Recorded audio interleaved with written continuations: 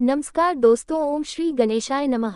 राधे धे हरे कृष्ण। कहा गया है एकादशी व्रत रखने मात्र से ही मनुष्य के अनगिनत पाप नष्ट हो जाते हैं। यह व्रत न केवल इस जन्म के बल्कि अनेक पूर्व जन्मों के पापों को भी भस्म कर देता है। यदि कोई भक्त सच्चे मन से अपने किए गए पापों से मुक्ति पाना चाहता है और प्रायश्चित की भावना रखता है तो उसे आज रमा एकादशी की कथा सुनने से पहले भक्ति और श्रद्धा के साथ पाप नाशन स्तोत्र का पाठ अवश्य करना चाहिए। तो आइए अपने मन को श्री हरि विष्णु के ध्यान में एकाग्र करें और सच्चे मन से इस पाप नाशन स्तोत्र का पाठ करें, जिसके सुनने मात्र से ही आत्मा पवित्र होती है और जीवन में पुण्य का प्रकाश फैल जाता है। हे श्री लक्ष्मी नारायण भगवान, मैं आपके चरणों में नतमस्तक होकर स्वीकार करती हूँ कि अज्ञानवश, मोहवश या भूलवश मुझसे जो भी पाप हुए हो उन्हें आप अपनी करुणा से क्षमा करें। हे श्री विष्णु भगवान, आप ही पापनाशक, आप ही उद्धार करता है। आपके नाम के स्मरण से ही मनुष्य पवित्र होता है। हे प्रभु, मेरे जीवन में भक्ति, सद्बुद्धि और दया का भाव सदा बना रहे। जो भी पुण्य इस पाठ से प्राप्त हो उसे मैं आपके श्री चरणों में समर्पित करती हूँ। महर्षि वेदव्यास जी द्वारा रचित 18 पुराणों में से एक अग्नि पुराण में अग्निदेव द्वारा महर्षि वशिष्ठ को दिए गए विभिन्न उपदेश हैं और इसी के अंतर्गत इस समस्त पापनाशक स्तोत्र के बारे में महात्मा पुष्कर कहते हैं कि मनुष्य चित्त की मलिनता वश चोरी, हत्या, पर स्त्रीगमन आदि तरह तरह के पाप करता है, पर जब चित्त कुछ शुद्ध होता है तब उसे इन पापों से मुक्ति की इच्छा होती है। उस समय भगवान नारायण की दिव्य स्तुति करने से समस्त पापों का प्रायश्चित पूर्ण हो जाता है। इसलिए इस दिव्य स्तोत्र का नाम समस्त पापनाशक स्तोत्र है। महात्मा पुष्कर कहते हैं, सर्वव्यापी श्री विष्णु को सदा नमस्कार है। श्री हरि विष्णु को नमस्कार है। मैं अपने चित्त में स्थित सर्वव्यापी अहंकार शून्य श्री हरि को नमस्कार करता हूँ। मैं अपने मानस में विराजमान अव्यक्त, अनंत और अपराजित परमेश्वर को नमस्कार करता हूँ। सबके पूजनीय, जन्म और मरण से रहित प्रभावशाली श्री विष्णु को नमस्कार है। श्री विष्णु मेरे चित्त में निवास करते हैं। श्री विष्णु मेरी बुद्धि में विराजमान है। श्री विष्णु मेरे अहंकार में प्रतिष्ठित है और श्री विष्णु मुझ में भी स्थित है। वे श्री विष्णु ही चराचर प्राणियों के कर्मों के रूप में स्थित है। उनके चिंतन से मेरे पाप का विनाश हो, जो ध्यान करने पर पापों का हरण करते हैं और भावना करने से स्वप्न में दर्शन देते हैं। इंद्र के अनुज शरणागतों का दुख दूर करने वाले उन पापाहारी श्री विष्णु को मैं नमस्कार करता हूँ। मैं इस निराधार जगत में अज्ञानांधकार में डूबते हुए को हाथ का सहारा देने वाले परात्पर स्वरूप श्री विष्णु की सम्मुख प्रणत होता हूँ। सर्वेश्वर प्रभु कमल नयन परमात्मन ऋषिकेश, आपको नमस्कार है। इंद्रियों के स्वामी श्री विष्णु, आपको नमस्कार है। हे नरसिंह अनंत स्वरूप गोविंद, समस्त भूत प्राणियों की सृष्टि करने वाले केशव, मेरे द्वारा जो दुर्वचन कहा गया हो अथवा पाप पूर्ण चिंतन किया गया हो, मेरे उस पाप का प्रशमन कीजिए। आपको नमस्कार है। केशव, अपने मन के वश में होकर मैंने जो न करने योग्य अत्यंत उग्र पाप पूर्ण चिंतन किया है उसे शांत कीजिए। परमार्थ परायण ब्राह्मण प्रिय गोविंद, अपनी मर्यादा से कभी च्युत न होने वाले जगन्नाथ, जगत का भरण पोषण करने वाले देवेश्वर, मेरे पाप का विनाश कीजिए। मैंने मध्याह्न, अपराह्न, सायंकाल एवं रात्रि के समय जानते हुए अथवा अनजाने शरीर, मन एवं वाणी के द्वारा जो पाप किया हो, पुंडरीकाक्ष, ऋषिकेश, माधव, आपके इन 3 नामों के उच्चारण से मेरे वे सब पाप क्षीण हो जाए। हे कमल नयन लक्ष्मीपते इंद्रियों के स्वामी माधव, आज आप मेरे शरीर एवं वाणी के द्वारा किए हुए पापों का हनन कीजिए। आज मैंने खाते, सोते, खड़े, चलते अथवा जागते हुए मन, वाणी और शरीर से जो भी नीच एवं नरक की प्राप्ति कराने वाला सूक्ष्म अथवा स्थूल पाप किया हो, भगवान वासुदेव के नाम उच्चारण से वे सब विनष्ट हो जाए। जो परब्रह्म, परमधाम और परम पवित्र है, उन श्री विष्णु के संकीर्तन से मेरे सब पाप लुप्त हो जाए, जिसको प्राप्त होकर ज्ञानी जन पुनः लौट कर नहीं आते, जो गंध, स्पर्श आदि तन मात्राओं से रहित है। श्री विष्णु का वह परम पद मेरे पापों का शमन करे। जो मनुष्य पापों का विनाश करने वाले इस स्तोत्र का पठन अथवा श्रवण करता है, वह शरीर, मन और वाणी जनित समस्त पापों से छूट जाता है एवं समस्त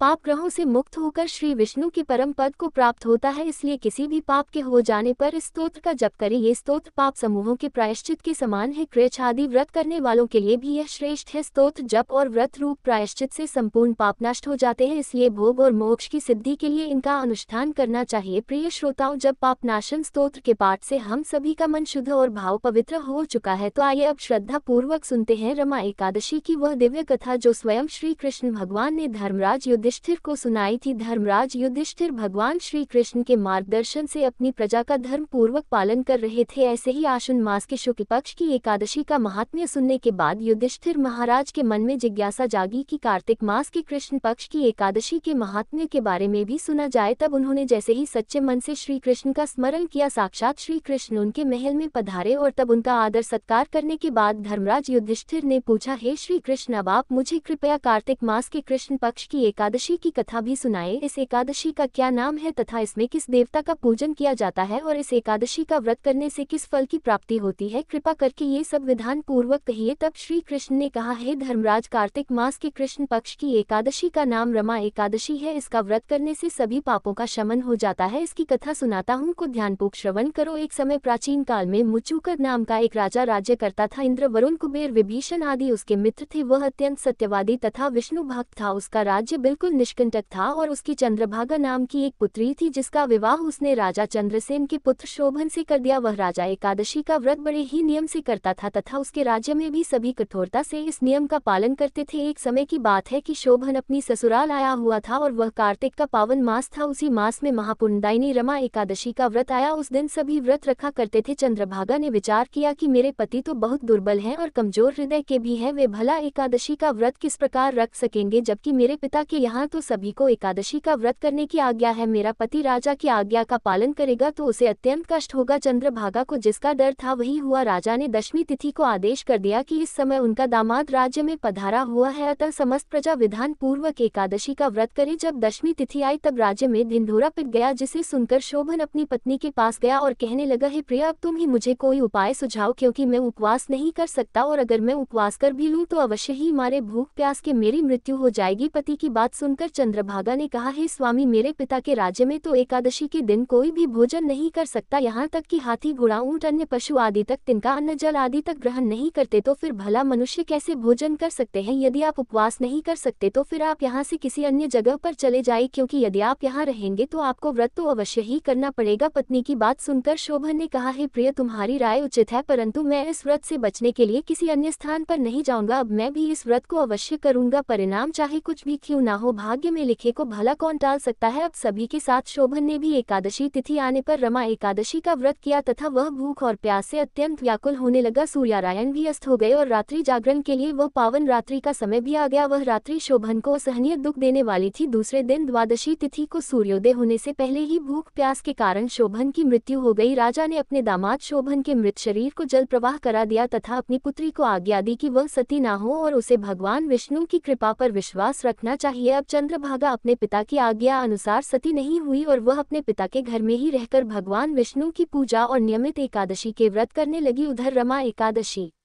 व्रत के प्रभाव से शोभन को जल से निकाल लिया गया तथा भगवान विष्णु की कृपा से उसे मंद्राचल पर्वत पर धन धान्य से परिपूर्ण तथा शत्रु रहित देवपुर नाम का एक उत्तम नगर प्राप्त हुआ। उसे वहां का राजा बना दिया गया। उसके महल में रत्न तथा स्वर्ण के खंभे लगे हुए थे। राजा शोभन स्वर्ण तथा मणियों के सिंहासन पर सुंदर वस्त्र और आभूषण धारण किए बैठा था। गंधर्व तथा अप्सराएं नृत्य कर उसकी स्तुति कर रहे थे। उस समय राजा शोभन दूसरे इंद्र के समान लग रहा था। उन्हीं दिनों मुचुकर नगर में रहने वाले सोम शर्मा नाम के एक ब्राह्मण तीर्थ यात्रा के लिए निकले हुए थे। भ्रमण करते करते वह ब्राह्मण शोभन के राज्य में जा पहुंचे और उसको देखा। वह ब्राह्मण उसको राजा का दामाद समझकर उसके निकट गए। राजा शोभन ब्राह्मण को देखते ही आसन से उठ खड़ा हुआ और अपने ससुर तथा अपनी पत्नी चंद्रभागा की कुशलक्षेम पूछने लगा। शोभन की बात सुनकर सोम शर्मा ने कहा, हे राजन, हमारे राजा कुशल से हैं और आपकी पत्नी चंद्रभागा भी कुशल पूर्वक है। अब आप अपना वृतांत बताए। आपने तो रमा एकादशी के दिन अन्न जल ग्रहण न करने के कारण प्राण ही त्याग दिए थे और मुझे तो ये देखकर बड़ा आश्चर्य लग रहा है कि ऐसा विचित्र और सुंदर नगर जिसको ना तो मैंने पहले कभी देखा और ना सुना, आपको भला किस प्रकार प्राप्त हो गया। तब शोभन ने कहा, हे ब्राह्मण देवता, ये सब कार्तिक मास के कृष्ण पक्ष की रमा एकादशी के व्रत का ही फल है। इसी से मुझे यह अनुपम नगर प्राप्त हुआ है, किंतु यह अस्थिर है। शोभन की बात सुनकर ब्राह्मण ने कहा, हे राजन, फिर यह अस्थिर क्यों है और किस प्रकार भला स्थिर हो सकता है, आप मुझे समझाए, और अगर आपके नगर को स्थिर करने के लिए मैं कुछ कर सका तो वह उपाय तो मैं अवश्य ही करूंगा। तब राजा ने कहा, हे ब्राह्मण देव, मैंने वह व्रत विवश होकर तथा श्रद्धा रहित होकर किया था, उसके प्रभाव से मुझे यह स्थिर नगर प्राप्त हुआ। परंतु यदि आप इस वृतांत को राजा मुचुकर की पुत्री चंद्रभागा से कह देंगे तो वह इसको स्थिर बना सकती है, क्योंकि वह श्रद्धा से और नियमित सभी नियमों का पालन करते हुए सभी एकादशियों का व्रत करती है। राजा शोभन की बात सुनकर ब्राह्मण अपने नगर को लौट आए और उन्होंने चंद्रभागा से संपूर्ण वृतांत कह सुनाया। इस पर चंद्रभागा बोली, हे ब्राह्मण देवता, आप क्या वह सब दृश्य प्रत्यक्ष देखकर आए हैं या फिर अपना स्वप्न मात्र कह रहे हैं। चंद्रभागा की बात सुनकर ब्राह्मण ब्राह्मण देवता ने कहा, हे राजकन्या, मैंने तो तेरे पति शोभन और उसके नगर को प्रत्यक्ष देखा है, किंतु वह नगर अस्थिर है। तू कोई ऐसा उपाय कर जिससे कि वह स्थिर हो जाए। ब्राह्मण की बात सुनकर चंद्रभागा बोली, हे ब्राह्मण देव, आप मुझे उस नगर में ले चलिए, मैं अपने पति को देखना चाहती हूँ, मैं अपने व्रत के प्रभाव से उस नगर को स्थिर बना दूंगी। तब चंद्रभागा के वचनों को सुनकर ब्राह्मण उसे मंद्राचल पर्वत के समीप वामदेव ऋषि के आश्रम में ले गए। वामदेव ऋषि ने उसकी कथा को सुनकर चंद्रभागा का मंत्रों से अभिषेक किया। चंद्रभागा मंत्रों तथा व्रत के प्रभाव से दिव्य देह धारण करके अपने पति के समीप चली गई। शोभन ने अपनी पत्नी चंद्रभागा को देखकर उसे बड़ी प्रसन्नता के साथ आसन पर अपने समीप बिठा लिया। चंद्रभागा ने कहा, हे स्वामी, अब आप मेरे पुण्य को सुनिए। जब मैं अपने पिता के घर में 8 वर्ष की थी, तब से ही मैं सविधि एकादशी का व्रत कर रही हूँ। उन्हीं व्रतों के प्रभाव से अब आपका यह नगर स्थिर हो जाएगा तथा सभी कर्मों से परिपूर्ण होकर प्रलय के अंत तक स्थिर रहेगा। चंद्रभागा दिव्य स्वरूप धारण करके तथा दिव्य वस्त्रालंकारों से सुसज्जित होकर अपने पति के साथ सुखपूर्वक निवास करने लगी। भगवान श्री कृष्ण कहते हैं, हे धर्मराज, यह मैंने रमा एकादशी का महात्म्य कहा है। जो मनुष्य रमा एकादशी के व्रत को करते हैं, उनके सभी पाप ताप नष्ट हो जाते हैं। जो मनुष्य रमा एकादशी के इस पावन महात्म्य को सुनते हैं, वह अंत समय में विष्णु लोक को जाते हैं। कथा का सार है कि भगवान श्री हरि अत्यंत दयालु और क्षमावान है। वे अपने भक्तों के सभी अपराधों को क्षमा कर देते हैं। श्रद्धा पूर्वक या विवश होकर भी यदि कोई उनका पूजन या एकादशी का व्रत कर लेता है, जिस प्रकार शोभन ने किया, तो वह उसे भी उत्तम फल प्रदान करते हैं। परंतु मनुष्य को चाहिए कि वह भगवान का पूजन पूर्ण श्रद्धा से करे। शोभन अपनी पत्नी द्वारा श्रद्धा पूर्वक किए गए एकादशी व्रतों के कारण ही अपने राज्य को स्थिर कर सका। ऐसी सुकर्मा पत्नी भगवान श्री हरि की कृपा से ही प्राप्त हो सकती है। कथा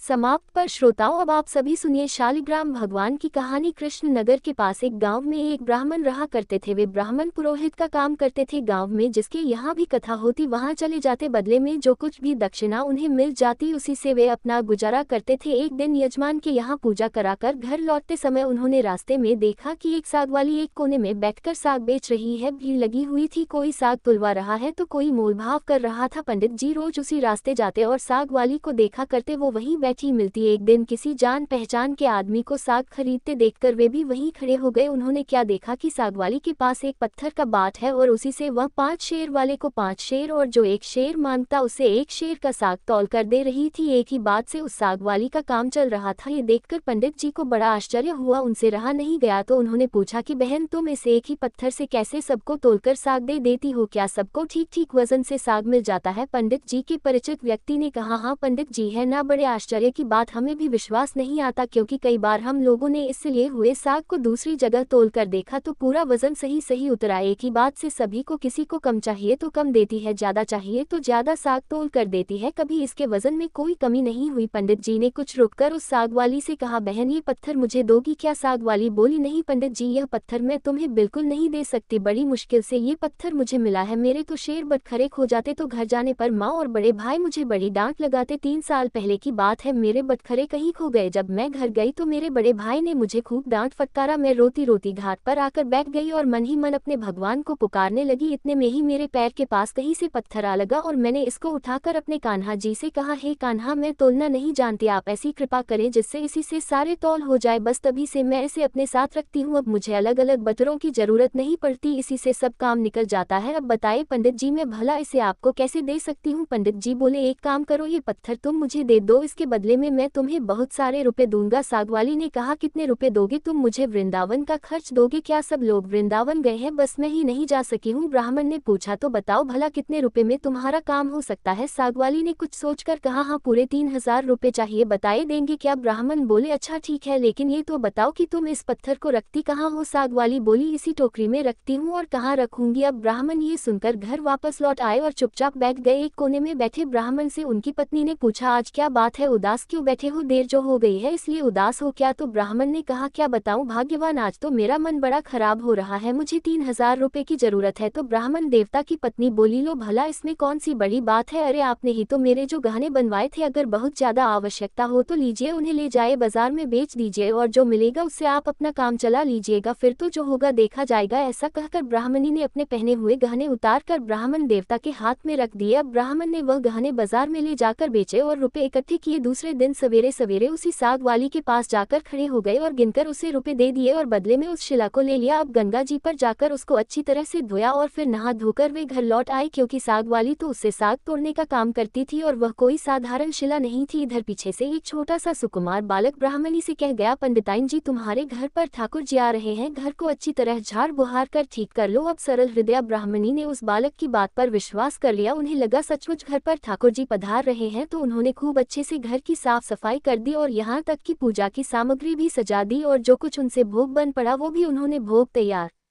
करके रख दिया। अब ब्राह्मण देवता गंगा जी में स्नान करके शालिग्राम जी को लेकर, जो शिला थी वह दरअसल शालिग्राम जी थे, उन्हें अपने साथ लेकर बड़े प्रसन्न मन से घर आ रहे हैं। घर पहुंचकर ब्राह्मण देवता ने देखा तो उन्हें बड़ा आश्चर्य हुआ। उन्होंने देखा आज तो उनका घर पहले से कहीं ज्यादा जगमग कर रहा है, हर चीज साफ सफाई से करीने से रखी गई है, गाय के गोबर से लिपाई पुताई हो गई है। अब उन्होंने जब ब्राह्मणी से पूछा तो ब्राह्मणी ने उस छोटे से बालक के आकर कह जाने की बात पंडित जी को सुना दी। अब तो ये सुनकर ब्राह्मण देवता को और भी आश्चर्य हुआ, सोचने लगे कि भला उस बालक को ये बात कैसे पता चली। मुझे तो रास्ते में कोई बालक भी नहीं मिला जो मेरे घर तक ये सूचना भिजवा दे कि मैं अपने साथ ठाकुर जी को लेकर आ रहा हूँ। फिर भी उन्होंने एक सिंहासन पर पधराकर अपने उन शालिग्राम जी जो वो शिला थी उन्हें पधरा दिया और उनकी पूजा की और फिर उसे ऊपर आले में पधरा दिया। रात को सपने में भगवान ने दर्शन दिए और कहा, तू मुझे जल्दी लौटा, नहीं तो तेरा भला नहीं होगा, सर्वनाश हो जाएगा। सर्वनाश तो ब्राह्मण देवता सपने में ही कहने लगे, अब तो चाहे जो कुछ भी हो मैं तुमको लौटाऊंगा नहीं। ब्राह्मण घर में जो कुछ भी पत्र पुष्प मिलता अब उसी से शालिग्राम जी की पूजा करने लगे। 2-4 दिन पूजा पाठ चली। 2-4 दिन के बाद भगवान फिर से सपने में आए, फिर से बोले, मुझे फेंका नहीं तो तेरा लड़का मर जाएगा। ब्राह्मण देवता जिद्दी थे, बोले मर जाने दो लेकिन मैं तुम्हें नहीं फेंकूंगा। महीना पूरा बीतने भी नहीं पाया था कि ब्राह्मण देवता का इकलौता पुत्र अचानक चल बसा। ब्राह्मण देवता समझ गए कि उनका स्वप्न झूठा नहीं था, लेकिन फिर भी वे अपने निश्चय पर अडिग रहे। उन्होंने उन शिला को, उन शालिग्राम जी को नहीं फेंका। कुछ दिनों के बाद उन्हें फिर स्वप्न हुआ, अब भी मुझे वापस दे आ, नहीं तो तेरी बेटी भी मर जाएगी। दृढ़ निश्चय ब्राह्मण देवता ने पहले वाला ही जवाब दिया, मर जाने दो, कुछ भी हो जाए मैं इन्हें नहीं फेंकूंगा। और सचमुच कुछ दिन बीतने पर ब्राह्मण देवता की इकलौती पुत्री भी मर गई। अब वे संतानहीन हो गए। अब की बार उन्हें फिर स्वप्न आया कि इस बार तुम्हारी पत्नी मर जाएगी। ब्राह्मण देवता ने इस बार भी वही उत्तर दिया और सचमुच कुछ दिनों में उनकी पत्नी भी मर गई। इतने पर भी वह ब्राह्मण देवता अचल अटल रहे। अब तो लोगों ने बहुत समझाया कि पागल हो गया है, एक पत्थर के पीछे ये ब्राह्मण देवता इतने पागल हो गए, इतने दीवाने हो गए कि इन्होंने अपने सारे संतान, अपनी पत्नी तक को खो दिया। लेकिन इस पत्थर में ऐसा क्या है जो इसे फेंकने को तैयार ही नहीं हो रहे, बल्कि वे तो और भी मन से और भी समय लगाकर उन शिला की पूजा करते रहे। कुछ दिनों के बाद उन्हें फिर से स्वप्न आया। स्वप्न में कहा गया, देख अब भी मान जा, मुझे लौटा दे, नहीं तो 7 दिनों में तेरे सिर पर बिजली गिरेगी। ब्राह्मण देवता उसी तरह हठी बनकर बोले, तो गिर जाने दो, ज्यादा से ज्यादा क्या होगा, मेरी मृत्यु ही तो हो जाएगी ना, लेकिन मैं तुम्हें उस साग वाले की गंदी टोकरी में वापस नहीं रखने वाला। अब तो ब्राह्मण देवता ने एक मोटे कपड़े में लपेटकर भगवान को बड़ी मजबूती से अपने से ही बांध लिया। अब वह हर समय उन्हें इसी तरह से अपने से बांधे रखते। अचानक एक दिन आसमान में काले काले बादल घूमर आए और जोर जोर से गड़गड़ाहट होने लगी। कुड़कुड़ा कर बिजली कौधती हुई नजदीक आती, पर पंडित जी के पास आते ही वापस बिजली लौट जाती। अब 3 दिन ही शेष रह गए। एक दिन ब्राह्मण देवता गंगा जी के घाट पर संध्या पूजन कर रहे थे कि 2 सुंदर छोटे छोटे से बालक जल में कूद पड़े। उनमें से एक सांवला सा था और दूसरा गोरे रंग का बालक था। उन दोनों के शरीर पर कीचड़ लिपटा हुआ था और वह इस ढंग से जल में छपाक से कूदे कि बहुत सारा जल उछलकर ब्राह्मण देवता के शरीर पर पड़ गया। ब्राह्मण देवता ने कहा, अरे भैया तुम लोग कौन हो, कहीं इस तरह जल में कूदा जाता है क्या, देखो तो जरा मेरे शरीर पर जल के छींटे पड़ गए, मैं पूरा भीग गया। अरे मैं तो भीगा ही भीगा, ये देखो मेरे भगवान पर भी छींटे पड़ गए, देखते नहीं मैं पूजा कर रहा था। बालकों ने सुना तो कहने लगे, ओह तुम्हारे भगवान पर भी छींटे लग गए, हमने देखा नहीं। बाबा तुम गुस्सा मत होना। पंडित जी कहने लगे, नहीं भैया गुस्सा कहाँ होता हूँ, बताओ तो तुम किसके लड़के हो, और ऐसा सुंदर रूप तो मैंने कभी नहीं देखा, कहाँ रहते हो भैया, आहा कैसी अमृत घोली मीठी है तुम दोनों की तो। बालक कहने लगे, बाबा हम तो यहीं रहते हैं। ब्राह्मण देवता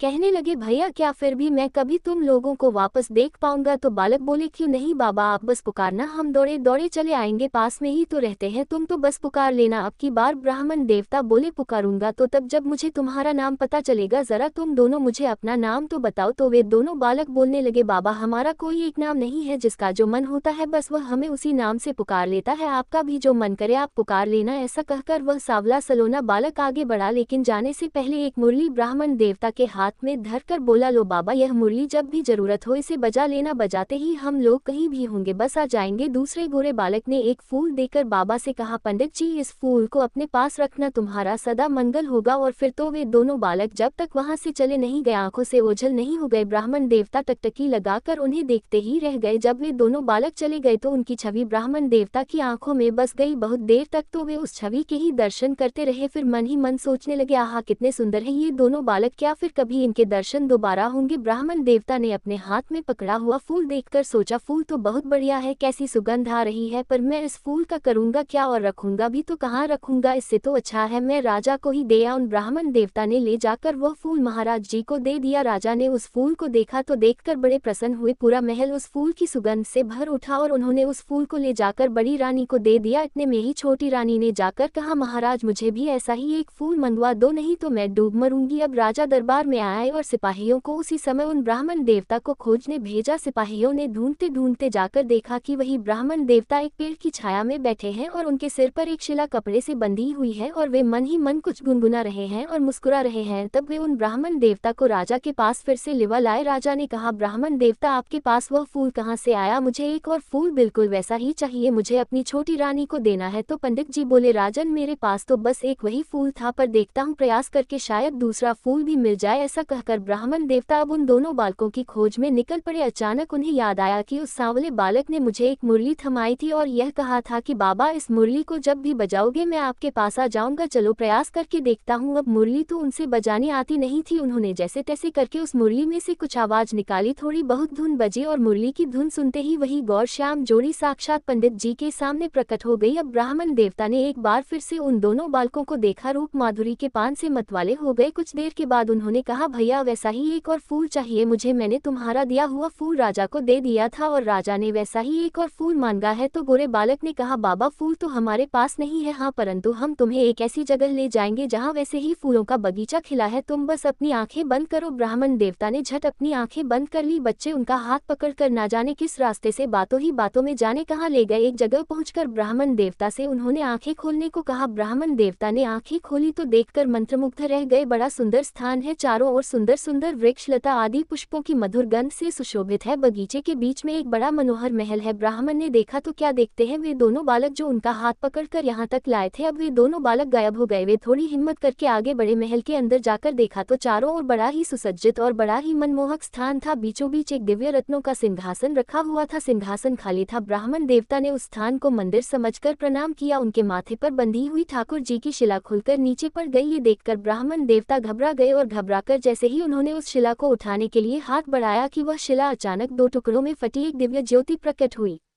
और देखते ही देखते उसमें से साक्षात श्री लक्ष्मी नारायण भगवान प्रकट हो गए और उस खाली सिंहासन पर विराजमान हो गए। भगवान नारायण ने मुस्कुराते हुए ब्राह्मण देवता से कहा, हे ब्राह्मण, हमने तुमको कितने दुख दिए पर तुम तो अटल रहे, दुख पाने के बाद भी तुमने हमें कभी नहीं छोड़ा, पकड़े ही रहे और इसी से हम तुम्हें सशरीर यहाँ ले आए हैं। जो भक्त स्त्री पुत्र घर गुरुजन प्राण धन इहलोक और परलोक छोड़कर केवल हमारी शरण में आ जाते हैं, भला हम उन्हें कैसे छोड़ सकते हैं। इधर देखो, ये खड़ी है तुम्हारी सहधर्मिणी, तुम्हारी पत्नी, यह रही तुम्हारी पुत्री और तुम्हारा ये पुत्र भी, ये देखो ये सब भी मुझे प्रणाम कर रहे हैं। अब तुम सबको मेरी प्राप्ति हो गई और तुम्हारी एक की दृढ़ता से तुम्हारा सारा परिवार अब भव बंधन से मुक्त हो गया है। ये देखकर ब्राह्मण देवता नतमस्तक हो गए। तो यह है भगवान की भक्ति और भगवान की करुणा की कहानी। अगर परिवार में सारे लोग भक्ति ना कर सके, कोई एक सदस्य भी सच्चे मन से भक्ति कर लेता है तो भगवान पूरे परिवार का उद्धार कर देते हैं। सभी प्रेम से बोलिए श्री लक्ष्मीनारायण भगवान की जय, श्री शालिग्राम भगवान की जय, तुलसी महारानी की जय। अब सुनिए श्री तुलसी चालीसा पाठ और आरती। जय जय तुलसी भगवती सत्यवती सुखदानी, नमो नमो हरि प्रसी, श्री वृंदावन खानी, श्री हरि शीश विरजनी देहु अम जनहित हे वृंदावनी, अब न कर विलम्ब, धन्य धन्य श्री तुलसी माता, महिमा अगम सदा श्रुति गाता, हरि के प्राणहु से तुम प्यारी, हर हेतु कीन हो तब भारी, जब प्रसन्न है दर्शन दीन हो तब कर जोर विनय उसकीन हो। हे भगवंत कंत मम हो दीन जानी, जान छाड़ू छोहु सुनी, लक्ष्मी तुलसी की बानी, दीन हो श्राप कद पर आनी, उस योग्य वर मानगन हारी हो, बिटप तुम जड़ तनु धारी, सुन तुलसी से ही श्रप्ति ते थामा कर करहु वास्तु नीचन धामा दियो वचन हरि तब तत्काला सुनहु सुमुख जान होहु बिहाला समय पायहु रूपा तोरा पूजा हास वचन सत मोरा तब गोकुल मह गोप सुदामा तास सुभई तुलसी तू बामा कृष्ण रास लीला के मही राधे शक्य प्रेम लख नहीं दियो श्राप तुलसी तत्काला नर लोकी तुम जन्महु बालायो गोपवल दानव राजा शंखचूर्ण नामक शिरताजा तुलसी भतासु की नारी परम सती गुण रूपगारी असद्व कल्प बीती जब गेहू कल्प तृतीय जन्म तब भयो वृंदा नाम भयो तुलसी को असुर जलंधर नाम पति को करति द्वंद अतुल बलधामा कीन्हा शंकर से संग्रामा जब निज सैन्य सहित शिवहारे मर ही न तब हर हर ही पुकारे पतिव्रता वृंदा नारी को न सके पति ही संगहारी तब जलंधर ही भेष बनाए वृंदा धग हरि पहुँचो जाय शिव हित लह कर कपट प्रसंगा कियो सत्यत्व धर्म तो ही भंगा भयो जलंधर कर संगहारा सुनियो शोक उपारा ते क्षण दियो कपट हरितारी लख वृंदा दुख गिरा उचारी जलंधर जस यो भीता सोई रावण तस हर ही सीता अस्प्रस्तर समहृदय तुम्हारा धर्म अखंडी मम पते संहारा यही कारण लह श्राप हमारा होवे तनुपाषाण तुम्हारा सुनी हरि तुरत ही वचन उचारे दियो श्राप बिना विचारे लिख्यो न निज करत दूत पति को छलन चाहियो जब पार्वती को जड़मती तू अस हो जड़ रूपा जग में तुलसी बिटप अनुपा धगव रूप हम शाली ग्रामा नदी गण की बीच ललामा जो तुलसी दल हम चरिंग है सब सुख भोग परम पद पई है बिनु तुलसी हरि जलत शरीरा अतिशय उत्तशीष और पीरा जो तुलसी दल हरि सिर धारत सो सहस्त्र घट अमृत दारत तुलसी हरि मन रंज निहारी रोग दोष दुख भंज निहारी प्रेम सहित हरि भजन निरंतर तुलसी राधा में ना अंतर व्यंजन हो छप्पन प्रकारा बिन तुलसी दल न हर प्यारा सकल तीरथ तुलसी तरु छाही लहत मुक्ति जन संशय ना कवि सुंदर एक हरि गुण गावत तुलसी निकट सहस गुण गुण पावत बसत निकट दुर्वासा धामा जो प्रयास ते पूर्व ललामा पाठ करह जो नित नर नारी हो सुख भा त्रिपुरारी तुलसी चालीसा पढ़ तुलसी तरु ग्रह धारी दीप दान कर पुत्र फल पाओ बंधु नारी सकल दुख दरिद्र हरिहार वे परम प्रसन्न आश धन जन लड़ कर बसे पूर्ण त्रिलाह भिमत बल जगत महलाह पूर्ण सब काम जय दल अर्पल तुलसी त सहस बसे हरि राम तुलसी महिमा नाम लग तुलसी सूत सुख राम मानस 40 रचो जगमग तुलसीदास प्रेम से बोलिए तुलसी महारानी की जय तुलसी महारानी नमो नमो हरि की पटरानी नमो नमो तुलसी महारानी रानी नमो नमो धन तुलसी पूर्ण तप कीनो शालिग्राम बनी पटरानी नमो नमो तुलसी महारानी नमो नमो हर की पटरानी नमो नमो जाके पत्र मंजरी कोमल श्रीपति कमल चरण लपटानी नमो नमो तुलसी महारानी नमो नमो हरि की पटरानी नमो नमो कौन महीने बोई रानी तुलसी कौन महीने हुई हरियाली नमो नमो तुलसी महारानी नमो नमो हर की पटरानी नमो नमो कौन